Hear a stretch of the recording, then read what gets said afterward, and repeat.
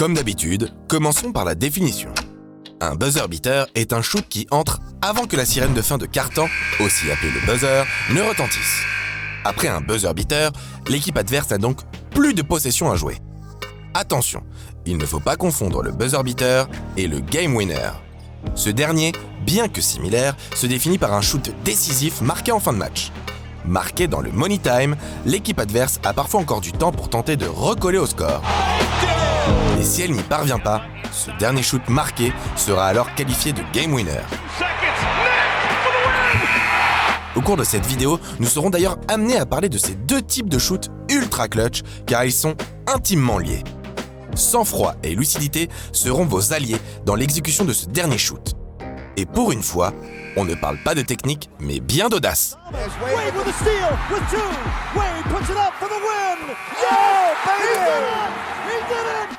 Car oui, le dernier shoot est réservé aux plus téméraires d'entre vous.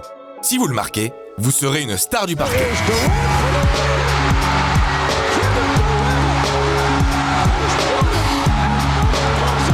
Mais gare à vous si votre tentative de buzzer beater venait à échouer.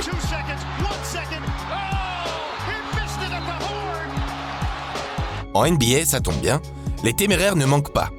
Et l'histoire de la Grande Ligue regorge de buzzer beaters d'anthologie. Pour une fois, nous ne parlons pas d'une technique inventée puis développée par les grands esprits de notre sport. La nature même d'un match de basket fait que de tout temps, il y a eu des shoots au buzzer. Alors, nous allons nous concentrer sur ceux qui ont marqué l'histoire de la NBA. Pour cela, il faut retourner en 1950, lors du Game 1 des finales, opposant les Lakers de Minneapolis aux ancêtres des actuels Sixers, les Nationals de Syracuse. Il reste 30 secondes à jouer, et les deux équipes sont à égalité, 66 partout. Les Nationals manquent un shoot clutch à 10 secondes de la fin, et la balle de match revient aux Lakers. C'est alors que Bob Harrison récupère la gonfle au milieu du terrain et shoot à plus de 11 mètres au buzzer pour tuer le game.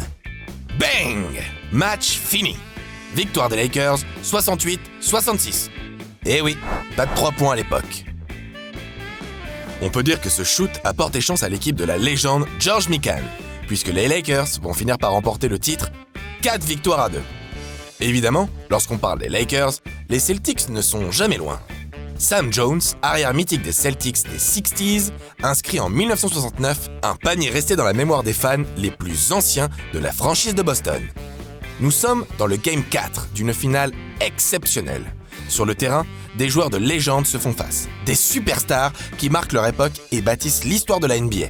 Parmi eux, Jerry West, Will Chamberlain, Bill Russell, Elgin Baylor ou John Havlicek.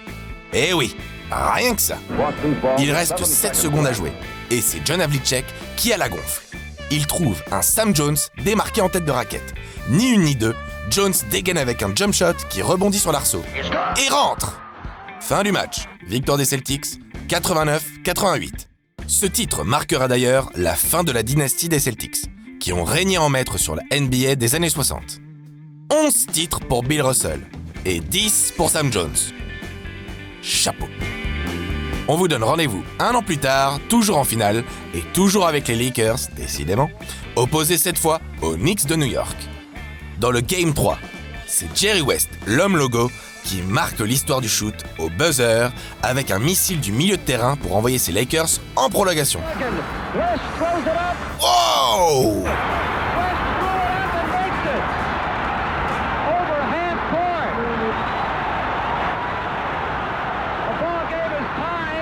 Habitué des actions clutch, West est l'un des meilleurs joueurs de l'histoire et le prouve encore avec ce shoot légendaire. Mais dans cette finale au couteau, ce sont les Knicks de Willis Reed qui finiront par l'emporter 4-3. Au-delà de la notion de clutch liée aux actions de fin de match qui influencent l'issue d'une rencontre, patience, le starter clutch arrive prochainement. Le game winner et le buzzer beater sont courants en NBA au vu des nombreux matchs joués chaque année. Mais certains marquent les rétines plus que d'autres. Et The Shot fait partie de cela. Ce tir sur la tronche du pauvre Greg Hello est peut-être l'action la plus mythique de la carrière de Jordan. On vous rappelle le cadre. Game 5 décisif du premier tour des playoffs 89. 100-99 pour les Cavaliers, qui sont à 3 secondes de remporter la série. Mais Jordan on a décidé autrement. Quel hang time!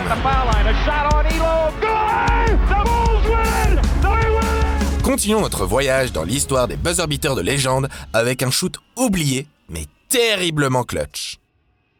À l'époque, Ralph Sampson formait avec Hakeem Olajuwon une paire surnommée les Twin Towers, qui effrayait toute la ligue. Au cours de ce Game 5 des finales de conférence 86, Houston est opposé aux mythiques Lakers. En face, c'est du lourd. C'est du très très lourd. Magic, Worthy, Kareem Abdul-Jabbar et Byron Scott. Rien que ça. Au cours d'un match où Olajuwon finit exclu après une baston avec celui qui est devenu GM des Lakers, Mitch Kupchak, Sampson inscrit un buzzer sur la truffe du meilleur scoreur de l'histoire. Rien que ça. À 1 seconde de la fin, Sampson nous sort un alley-oop, ou du moins ça y ressemble, en se contorsionnant vers l'arceau. Une véritable prouesse au buzzer qui envoie son équipe en finale NBA. 1 second on the clock.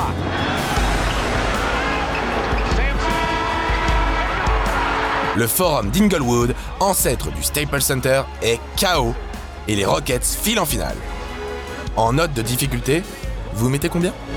Allez, on ne s'attarde pas plus sur l'ancien millénaire qui regorge de bien d'autres buzzer beaters notables. On vous l'accorde. Direction les années 2000, les finales de conférence Ouest 2002.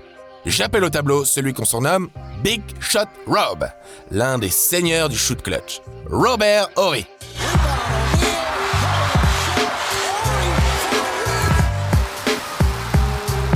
Ce shoot, inscrit dans le Game 4 après un cafouillage digne d'une action de départementale, assassine les Kings au buzzer. Les Kings de Chris Webber s'inclinent 4-3, dans des circonstances troubles, diront les plus rageux, et laissent les Lakers accéder au final, remportés 4-0, face aux Nets de Jason Kidd. Quand on vous dit qu'un shoot peut tout changer. 2 ans plus tard, en demi-finale de conférence, c'est Derek Fisher qui inscrit le 0.4 shot sur Manu Ginobili. Greg Popovich dira même « Je ne sais pas comment c'est arrivé, mais c'est la défaite la plus cruelle de ma carrière. » En revoyant les images, on peut le comprendre.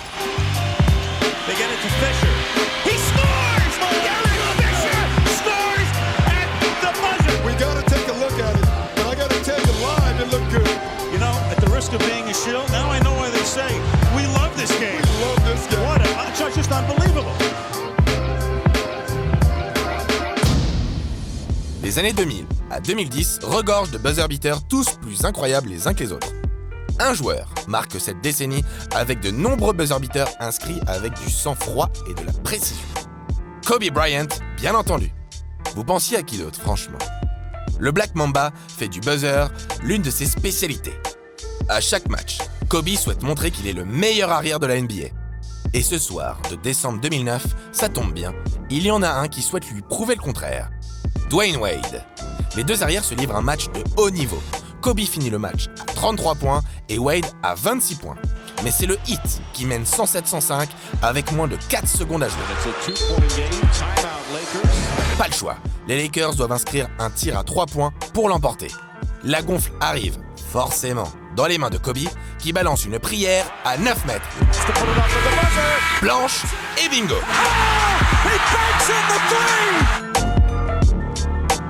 Kobe dira de ce shoot, c'est le tir le plus chanceux de ma vie. Dans la masse de buzzers inscrits à cette époque, certains nous marquent plus que d'autres. La confiance et le style de Gilbert Arenas.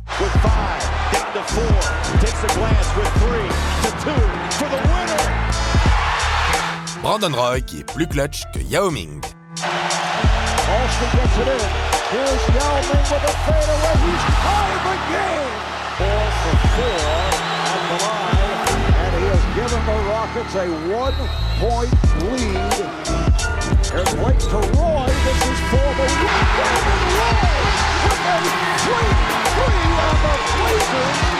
Quand tu crois avoir gagné et que même le journaliste croit que le match est fini, mais que Tyreke Evans nous sort un des shoots les plus incroyables de l'histoire.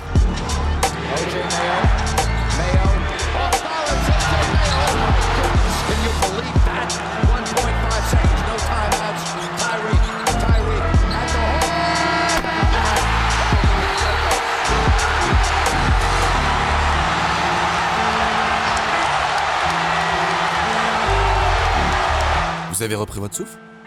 Allez, on continue notre périple au cœur de l'histoire des buzzer beaters pour arriver à notre époque, celle des années 2010. La NBA d'aujourd'hui est plus spectaculaire que jamais. Si aujourd'hui, grâce aux réseaux sociaux, il n'est pas rare de voir un buzzer beater à la une de votre feed Instagram, ce sont ceux inscrits en playoff qui marquent les esprits. Si on devait parler d'un qui nous a particulièrement marqué ces dernières années, ce serait celui de Damian Lillard pour éliminer les Rockets au premier tour des playoffs 2014.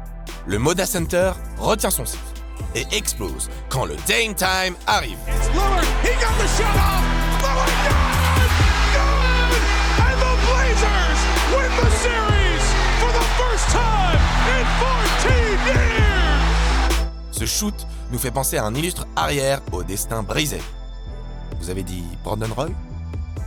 Ce tir a fait entrer Lillard dans une caste de joueurs d'élite. Celle des LeBron James, Derrick Rose ou Paul Pierce qui ont marqué l'histoire récente des playoffs. Finds Rose. Rose trying to get open, fires away. Bang! It's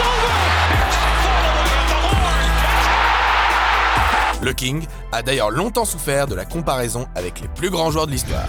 Ses détracteurs remettaient en cause son niveau de clutchitude dans les moments chauds, et notamment l'absence de buzzer beater marquant à l'image de Jordan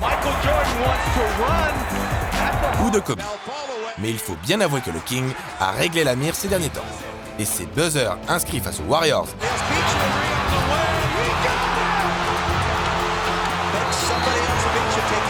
Raptors